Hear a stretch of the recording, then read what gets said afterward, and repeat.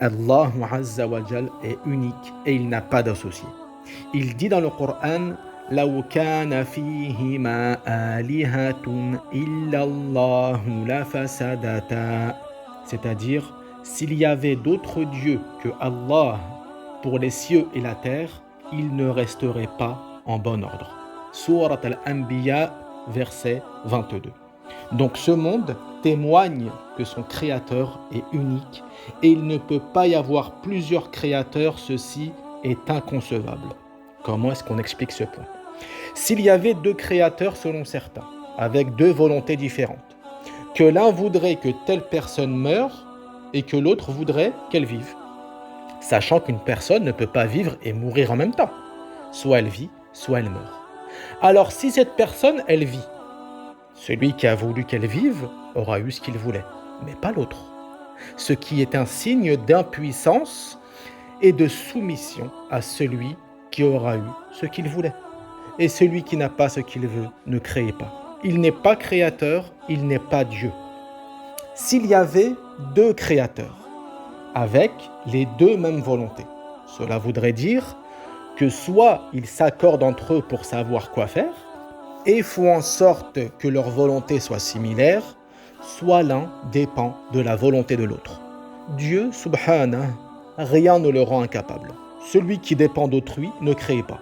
Il n'est pas créateur mais impuissant et soumis. Dieu ne se met pas d'accord avec qui que ce soit. Il est tout puissant, il n'a pas besoin de l'avis d'autrui. Se mettre en accord avec l'avis d'autrui est un signe de manque de sagesse, de manque de science et de soumission, bien évidemment. On ne dit pas non plus qu'il y a un créateur du bien et du mal, ou un Dieu de l'amour et autres. Tout cela sont des insultes à l'égard de Allah Ta'ala.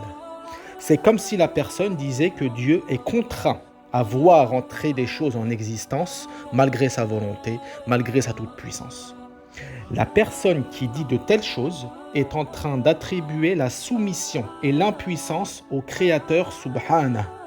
En lui attribuant cela, elle dit Dieu est tout-puissant, mais il est soumis. Ce qui est complètement contradictoire et insultant à l'égard de Allah Ta'ala. De plus, cela reviendrait au point numéro 2 qu'on a développé précédemment. Car c'est comme si la personne disait qu'ils se mettent d'accord entre eux, d'accord, pour qu'il y ait un Dieu de l'amour, etc., soi-disant. Et que celui-ci serait uniquement sur sa tâche, qui serait l'amour, et pas sur les autres, comme la pluie, etc., etc.